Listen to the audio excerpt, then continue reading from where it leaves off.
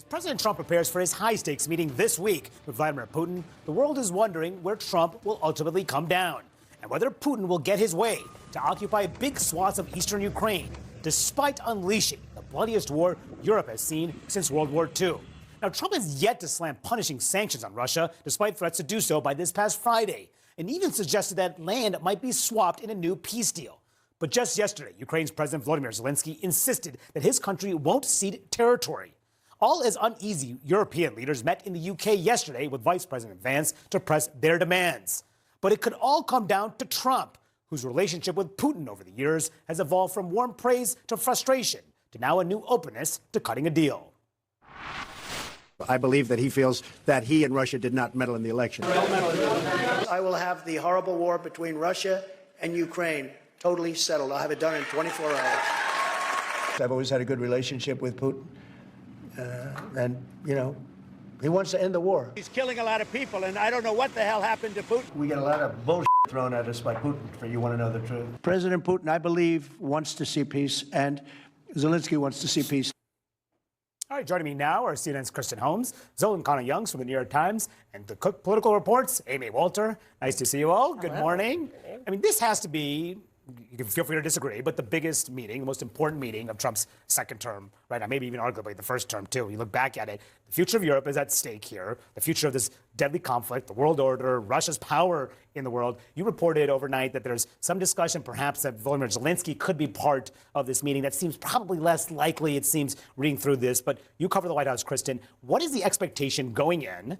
And is there any belief that Trump may accept what Putin is suggesting here, which is a ceasefire in exchange for occupying significant portions of Ukraine? Well, it's certainly possible. I mean, when he was asked about it last week, he basically said, well, some territories might have to be swapped and some might be given back to Ukraine. He wouldn't say no in terms of making a deal that would cede some of Ukraine's territory to Russia. So that's certainly on the table. We also know that this is a discussion that they were having with European allies because they are trying to get some European buy-in before that actual sit-down meeting between the two of them. And just on Zelensky and that part of it, it is not that there would be any world in which they sit down first for a trilat with the three of them. Even Trump had suggested that privately. But they were always going to have just a Putin and Trump bilateral meeting. Trump wants that meeting. Putin wants that meeting. They want to sit down face to face. The only indication that we have that Zelensky might be involved is that afterwards they decide it's time to have a meeting with all of them. But it's interesting you think that potentially that Trump could accept what Russia's suggesting here. I think we have to see how this meeting goes. I mean, I know right now that they are focused on trying to hammer out exactly what it is that Putin wants, that he presented to Steve Witkoff in their meeting, that then Witkoff brought back to Trump, and then also what European allies would be willing to sign off on. And that's what concerns the European allies. That's what concerns Ukraine. Zelensky, multiple times on social media over the last 24 hours, raised concerns about ceding any territory to Ukraine. This is what he said in one of those posts. He said, "We will not allow the second attempt to partition Ukraine. Knowing Russia, where this is a second, there will be a third." You know, meeting is what Putin wants. YouTube Premium is ad-free YouTube and ad-free videos on the YouTube Kids app, so kids can bounce to Kids Bop without missing a beat. Try 1 month free of charge. Is what Putin wants. Putin wants to break up the European order here, which is why there's real fear in the rest of the world that this meeting is taking place. And Putin has wanted a conversation just with the United States, sidelining Zelensky, essentially to make this a real estate negotiation, right? Even though it's about a real sovereign nation here. Zelensky's fear is that this will once again be another example of two large powers in the globe carving up the territory of a smaller nation, of a smaller power, without him having the necessary buy-in for peace for his nation at this point. It's just when you look at the arc of the United States' stance and approach to Ukraine, it's a really remarkable change. You know, in the Biden administration, they used to say, we're not going to go to the table unless Ukraine is there. Now we have a situation where the two sides at the table don't involve the nation that was invaded in the first place as well. So you can see Zelensky's concern, and outspoken concern at this point. It will be interesting to see just the details of any potential arrangement, particularly what would happen with the Donbas region that just a little while ago, I remember the United States struck a deal to also access critical minerals in that region as well. So seeing how the details of this work out, we'll have to watch. Yeah, that's going to be so instructive. But how does the American public feel about Trump? As of course he is now at the center of this. How this ultimately plays out is determinative about his position here. What does the American public think? overall, just 33% of all voters support the way he has handled this. This is among the lowest of the issues that tested in this Gallup poll. But even among Republicans, it is at 70%. And that is, yeah, that's high, but that's lower than all those other issues, which is 80, 90% with Republican voters. Yeah, some of it is the clip you played leading into this of, I can solve this in 24 hours. Obviously, it's a lot more complicated than that. The thing for me, Manu, and you appreciate this as well, is watching Congress just being completely sidelined by all of this. Even as they're pushing sanctions. Even as they're pushing sanctions, that got put on the back burner. They left for recess without handling this. The president has effectively been able to make this a one-on-one deal, but this is really the president going, making a deal, Congress really sitting back, and we'll see whatever comes out of this. Will this be the opportunity for Congress to step in if they dislike what comes out of this? I'm skeptical of that because they haven't stepped in at all. But the degree to which the legislative branch has now become basically ancillary in every domain, but in this one has been quite remarkable. Especially since there were 80 plus co-sponsors on this bill that would impose 500% sanctions, secondary sanctions on people who purchase Russian energy. Trump has suggested much less. He was going to do that on Friday, decided not to move ahead because this meeting is taking place. But even so, that all that support in Congress, they're not really saying a whole lot here, which is really interesting, which is one of the reasons why there's a lot of concern in the world about this meeting with Putin is what happened the last time they met back in 2018 in Helsinki. Would you now, with the whole world watching, tell President Putin, would you denounce what happened in 2016, and would you warn him to never do it again? So I have great confidence in my intelligence people, but I will tell you that President Putin was extremely strong and powerful in his denial today. Extremely strong and powerful, talking about Putin, over the Intelligence Committee, the U.S. Intelligence Committee. Regardless of that, it's the general fear that Trump could get played by Putin. Yes, of course. And this is kind of the all-over fear that everyone even close to Donald Trump will have because of the fact you have him surrounded by people like Marco Rubio, like J.D. Vance, who do believe that Putin is a master manipulator and that he is trying to manipulate this situation too. Now, I will say we are in a slightly different situation than we were then, only given the fact that President Trump has been embarrassed by Putin now on several occasions. He has said, one, that he was going to solve this crisis in 48 hours, 24 hours. The reason he hasn't is because Putin has been playing him, has been giving him, as he says, lip service, saying he'll do one thing and then the next day he bombs another city in Ukraine. So if there's some skepticism there, that might change the dynamic. However, whether or not that comes forward when the two are actually face to face, that remains to be seen. We know Putin knows how to talk to Donald Trump. So if you want to make a remote income from We've just learned that the White House is considering inviting Ukrainian President Vladimir Zelensky to that high-stakes meeting with Russian leader Vladimir Putin next Friday in Alaska. That's according to a senior U.S. official and 3 people briefed on the internal discussions. It will be Trump and Putin's first meeting since Trump retook office and Putin's first visit to U.S. soil since 2015.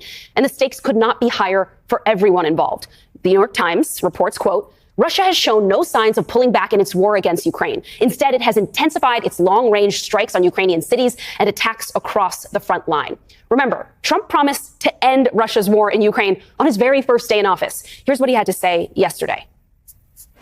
It's very complicated, but we're going to get some back. We're going to get some switched. There'll be some swapping of territories to the betterment of both. But we'll be talking about that either later or tomorrow or whatever. Well, this morning, Zelensky flatly rejected that idea, saying in part, quote, Ukraine will not give Russia any awards for what it has done. Critics were also concerned that Ukraine was not involved enough in discussions. Listen. What I really worry about, and I know many people in Ukraine do too, is that the president will get in a meeting with Putin, one-on-one, no advisors there. And Putin, and I've been in meetings with Putin, he is persuasive. Yeah. He knows his history. He will say, this is just a fair deal, Mr. President. And he'll come out and do a press meeting and say, well, we agreed to this. And he's agreeing to things that are not his to give up. He has never put pressure on Russia. Russia continues, as we speak, to bombard and kill Ukrainians and take its property.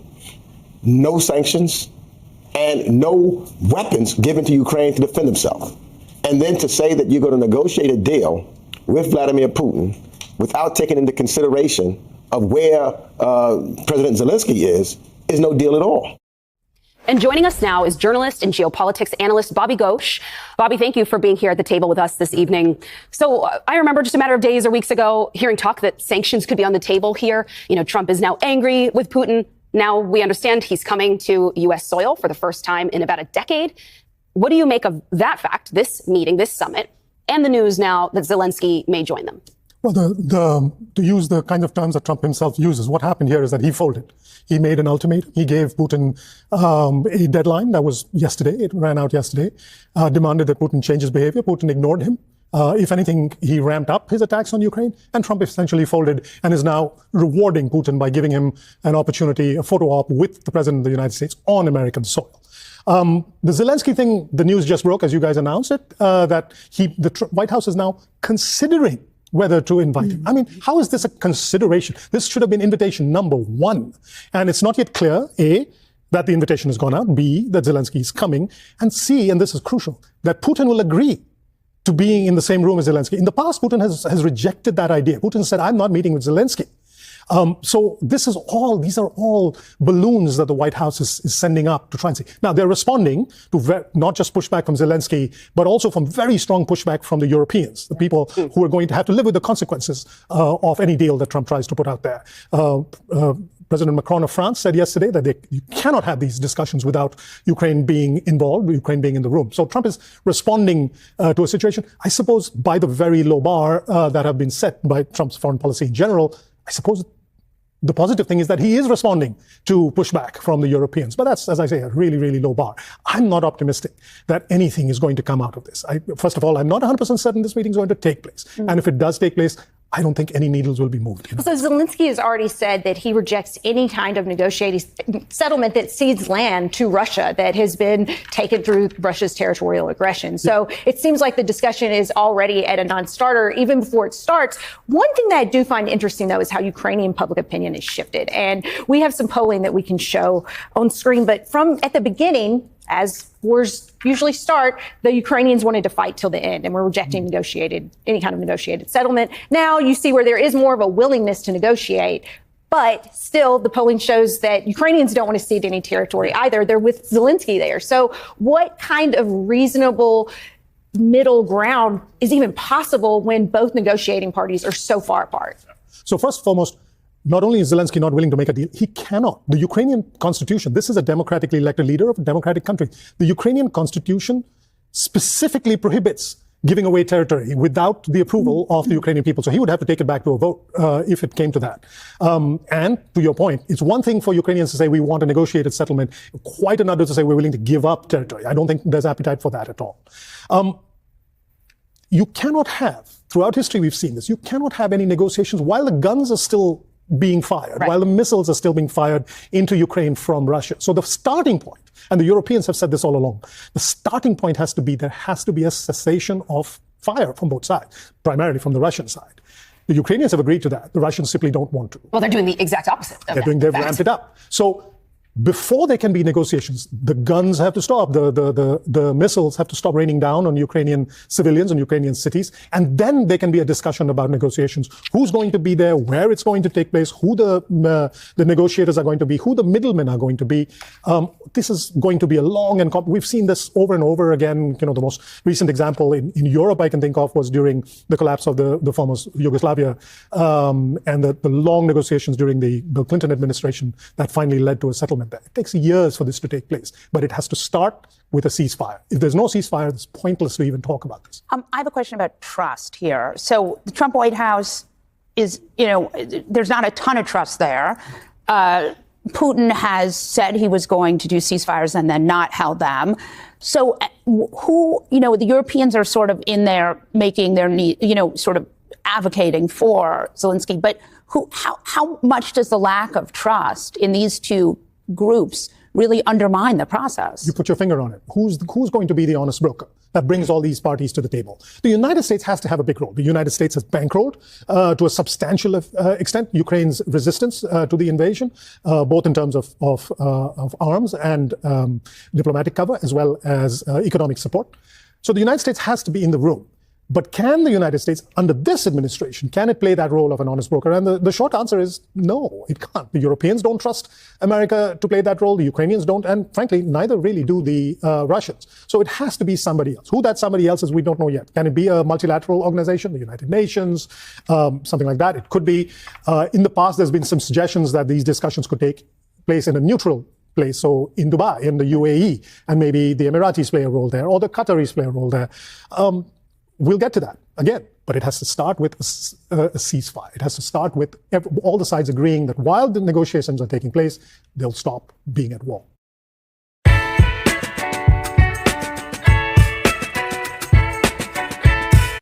They'll stop being at war. At this point, is Trump not embarrassed by the way that this has been perceived by the world? The way that his work, Steve Witkoff, the impression, it seems, from most is that, Putin has tricked you again and again and again. He's going to do it again in Alaska if he arrives, as you said. That's a big if. Yeah. Well, does he understand, from your assessment, what this appears to look like to everyone? Well, he seems capable of blowing past every embarrassment and sort of reframing it in his own mind and the way he communicates it as a victory. So this happened, we remember the first time when he went to Singapore to meet Kim Jong-un. And he said, we fell in love and I'll get a deal and I'll tell them to stop the nukes, and they will. And they completely ignored him. But in his mind, that was a big success. So he's very interested in the pageantry of being president. So having a big summit in Alaska with a man that he admires or he respects because he sees Putin as this powerful figure, somebody that he has for a very long time admired. This is not just some short-term thing. Being in his presence and having that summit gives the appearance of action, even though it's not actual action. And that may be enough for Trump. In the past, he has been satisfied with that. And to be honest, to give him props, he's been able to reframe that and communicate that to his support base, and they seem willing to buy it. They seem willing, the people that he cares about most, the people who vote for him, who form the base of MAGA, they seem to buy into all this pageantry and the way he presents it to them. So if he thinks he can get away with it one more time, then he will try. But you have to assume that with each failure, there is building up this sort of backlog. And at some point, the dam will break and that support base will turn around and say, well, we've seen this movie before. We see this thing happening over and over again. Well, at some point, they have to say that. It is going to certainly be an interesting week as we watch if this happens and how it unfolds. So, Bobby Ghosh, thank you so much for being with us. Could be more quintessentially Russian and Russian Orthodox than the city of Odessa. It is a kind of Jerusalem for the Russian ethnic populations, not just in Russia, but throughout the diaspora. As far away as Moldova, they look to Odessa as their Jerusalem. If that remains under the control of the ultra-nationalist government in Kiev, I predict that there will be further change, perhaps not of a military nature, but of a revolutionary nature. But we'll be discussing all of this with Lieutenant Colonel Daniel Davis, the host of Daniel Davis Deep Dive, just a bit later from now. So let me move on to the Lebanon. As some of you know,